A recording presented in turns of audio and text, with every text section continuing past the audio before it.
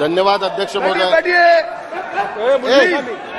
Please बैठिए बैठिए। धन्यवाद अध्यक्ष महोदय, आपने मुझे बोलने का मौका दिया। हिंदू हृदय सम्राट शिवसेना प्रमुख बाला साहेब ठाकरे जी के आशीर्वाद से और महाराष्ट्र राज्य के मुख्यमंत्री आदरणीय एकनाथ शिंदे जी के वजह से आज मुझे यहाँ पे बोलने का मौका मिल रहा है। मैंने सबसे पहले मैं विरोधी पक्ष ने जो अविश्वास प्रस्ताव लाया मैं उसका विरोध करता हूँ और मणिपुर के बारे में पूरे सदन में चर्चा चल रही है। मणिपुर के बारे में चर्चा होनी चाहिए, इसके लिए अविश्वास ठराव यहाँ पे लाया गया। लेकिन दुर्भाग्य है, मणिपुर में आग लगी है लेकिन वो आग बुझाने का काम कोई नहीं कर रहा है। विरोधी पक्ष से जो भी वक्तव्य हो रहा है वो आग लगाने का काम का वक्तव्य हो रहा है। ये बहुत ही दुर्भाग्यपूर्वक है। लेकिन मैं अपने गृह मंत्री आदरणीय अमित शाह जी का धन्यवाद मानता हूँ, अभिनंदन करता हूँ। कल उन्होंने जो वक्तव्य किया और मणिपुर के बारे में जो जानकारी सदन को दी, इसके लिए मैं उनका धन्यवाद मानता हूँ। और सरकार की तरफ से क्या क्या वहां पे उपाय किए गए इसकी पूरी उन्होंने जानकारी दी। मैं आज सदन को ये भी मैं बताना चाहता हूँ कि मणिपुर में शिवसेना की तरफ से भी वहां पे रिलीफ कैंप लगाए गए, मेडिकल कैंप भी लगाए गए। महाराष्ट्र राज्य के मुख्यमंत्री आदरणीय एकनाथ शिंदे जी ने हमारे वहां के राज्य प्रमुख तोम्बी सिंह, इनके माध्यम से लोगों को राहत कैसे मिलेगी इसका पूरा प्रयास कर रहे हैं। महाराष्ट्र की तरफ से हम वहां पे पूरी मदद वहां पे भेज रहे हैं। वहां पे रेशनिंग की किट हो, बच्चों के एजुकेशन की साहित्य हो और हेल्थ से रिलेटेड सभी चीजें हम महाराष्ट्र से वहां पे भेज रहे हैं। और महाराष्ट्र राज्य के मुख्यमंत्री खुद हमारे शिवसेना के जो राज्य प्रमुख हैं उनके माध्यम से उसका पूरा ब्यौरा ले रहे हैं। अध्यक्ष महोदय, वहां की जो हमारी अलायंस है, एनडीए की अलायंस, कल आदरणीय गृहमंत्री जी ने बताया कि केंद्र सरकार के माध्यम से क्या क्या वहां पे प्रयास किए गए। लेकिन फिर भी उनकी बहुत सारी डिमांड है, वो मैं रिकॉर्ड पे लाना चाहता हूँ। To protect and uphold the territorial integrity of the state of Manipur at any cost, Armed Forces AFSPA Act 1950 should be applied uniformly in hill districts. NH2 and other NH should be open as liveliness for the landlocked state at any cost. Adequate force should be deployed to secure movement of essential commodities. Steps should be taken to control price and to curb hoarding and black marketing. The border fencing should be complete along the whole 398 kilometer stretch of Indo-Myanmar border to prevent illegal migrants and militants. Victims due to communal clashes should be compensated of losses of their properties destroyed in the clashes, and also people should be rehabilitated as soon as possible.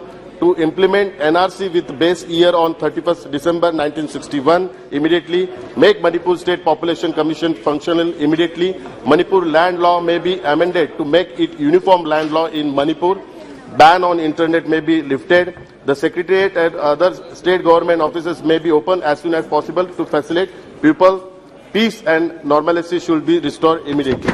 ये उनकी demand है, ये आपके सामने मैं रखना चाहता हूँ। अध्यक्ष महोदय, विरोधी पक्ष ने जो नया अलायंस बनाया I.N.D.I.A, क्योंकि वो इंडिया बोलते हैं लेकिन इंडिया में डॉट किधर नहीं। इनके जो अलायंस है इसमें 4-4 डॉट है, तो इसमें ही पता चल रहा है कि इसमें कितने छेद है वो दिखाई दे रहा है।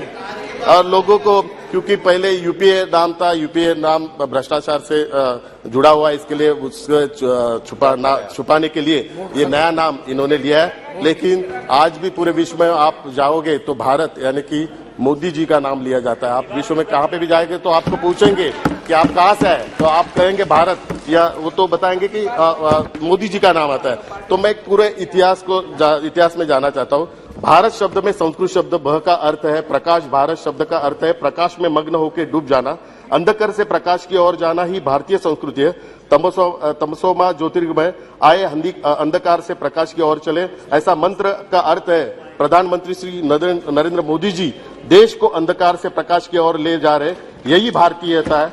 और उनका विरोध करने के लिए एक एजेंडे के पर एकजुट हुई विपक्ष टूटी हुई एक तांबे पीतल का एक विध्वंसक गठबंधन देश को अंधकार की ओर ले जाने वाला है। इसलिए मैं अविश्वास प्रस्ताव का विरोध कर रहा हूं, क्योंकि मैं एक भारतीय हूं।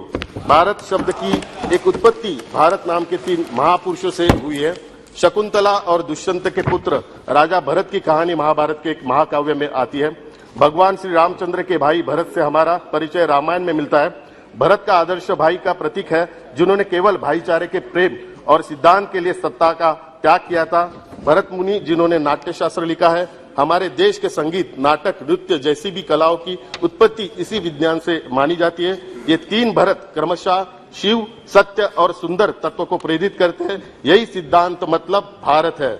मैं उस भारतीयता की रक्षा करने वाले मोदी सरकार के समर्थन में इस अविश्वास प्रस्ताव का विरोध करता हूं। अध्यक्ष महोदय, नहीं थोड़ा सा है, मैं फ्लोर लीडर हूं, मेरा टाइम है। अध्यक्ष महोदय, ये लड़ाई है जन विश्वास से विरुद्ध अविश्वास की, और आपको पता है कि आदरणीय मोदी जी के आप जानते हैं कि समय की सीमा है, प्लीज आपको समय की पता सीमा है का कि ध्यान रखिए। मोदी जी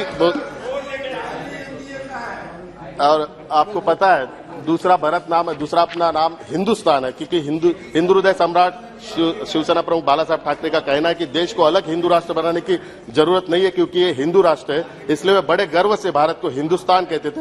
हम भी सदैव एक ही शब्द का प्रयोग करते आए। इंडिया और हिंदुस्तान, ये दोनों ही शब्द सोच है और एक परंपरा है, चमकदार विरासत है। तो दूसरी इंडिया शब्द में क्या है? यह नाम यूरोप के आक्रमणकारियों का द्वारा दिया गया है, जो नहीं जानते कि भारत क्या है। यह नाम निरर्थक, इसमें पारतंत्र की गंध है। अगर किसी को भी ऐसा ही लगता है तो लगने दो। उनकी और हमारी संस्कृति अलग है। हमारी संस्कृति इसी मिट्टी में है, इसकी रक्षा करना हमारा कर्तव्य है। इसलिए यह मेरा कर्तव्य है कि मैं भारत के रक्षक प्रधानमंत्री श्री नरेंद्र मोदी जी के साथ खड़ा रहूं। अध्यक्ष महोदय, शरद जोशी जो किसान संघ के संस्थापक थे, उन्होंने कहा था कि एक है देश के बारे में कहा था, एक है इंडिया और दूसरा है भारत देश में। भारत देश में उत्पादक किसान होते हैं, यह भारत देश है। दूसरा इंडिया किसानों के शोषण के आधार पर जीने वाले मुक्तखोरों का देश है। खुद को इंडिया कहने वाले गठबंधन ने मान लिया है कि वह शोषकों का प्रतिनिधि है। हम भारत है, हम किसानों और मजदूरों के प्रतिनिधि है। अध्यक्ष महोदय, मैं ये प्लीज अध्यक्ष महोदय, मोदी जी की सभी योजनाओं का जो फायदा हुआ है, करोड़ों लोगों को फायदा हुआ है। जो वैक्सीन का भी 140 करोड़ लोगों का फायदा हुआ है। अध्यक्ष महोदय, मैं बताना चाहता हूँ, नहीं आखिरी में बताना चाहता हूँ, ये जो अलायंस बना है, ये अलायंस बना है केवल अपने परिवार को बचाने के लिए अलायंस बना हुआ है। क्योंकि जो अलायंस बना है उसमें आप देखिए, Indian national Congress party Shrimati Sonia Gandhi, उनका बेटा श्री राहुल गांधी, नेशनल कांग्रेस पार्टी श्री शरद पवार जी, उनकी बेटी श्रीमती सुप्रिया सुले, समाजवादी पार्टी श्री मुलायम सिंह जी, अखिलेश यादव, सबने अपने आप जो बात कहना चाहते हैं तो सबने अपने बेटों को सेटल करने के लिए पार्टी बनाई हुई है। अध्यक्ष महोदय, मैं इलेक्शन कमीशन को रिक्वेस्ट करना चाहता हूँ कि नेशनल पार्टी रहती है, रीजनल पार्टी रहती है, वैसे ही परिवार पार्टी होनी चाहिए। एंड में मेरा रुका। अध्यक्ष महोदय एक मिनट। अध्यक्ष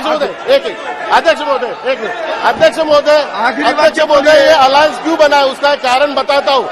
ये अलायंस बनाया है क्यों? ठीक है, इसका मुख्य कारण इसका मुख्य कारण है महाराष्ट्र के मुख्यमंत्री आदरणीय एकनाथ शिंदे जी। क्योंकि आप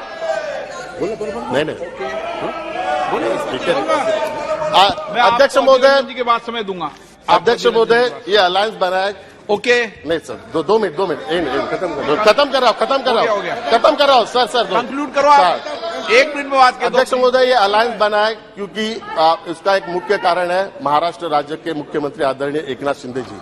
मैं उनका धन्यवाद मानता हूँ। आप सभी को पता है कि महाराष्ट्र राज्य के मुख्यमंत्री आदरणीय एकनाथ शिंदे जी ने हिंदू हृदय सम्राट शिवसेना प्रमुख बाला साहब ठाकरे के विचारों को आगे लेके जाने का संकल्प किया, हिंदुत्व का आगे लेके जाने का संकल्प किया। इसके लिए इलेक्शन कमीशन ने और सुप्रीम कोर्ट ने पूरी पार्टी की नेतृत्व बाला साहब एकनाथ शिंदे साहब को दी। तो ये फॉर्मूला शिवसेना में जो फॉर्मूला हुआ है, वो फॉर्मूला का डर एनसीपी को था, एनसीपी में भी होगा वह, और बाकी सब पार्टियां जो परिवार चलाती है उनको भी डर पैदा हुआ कि उनके पार्टी में भी आदरणीय एकनाथ शिंदे जैसा कोई तो होगा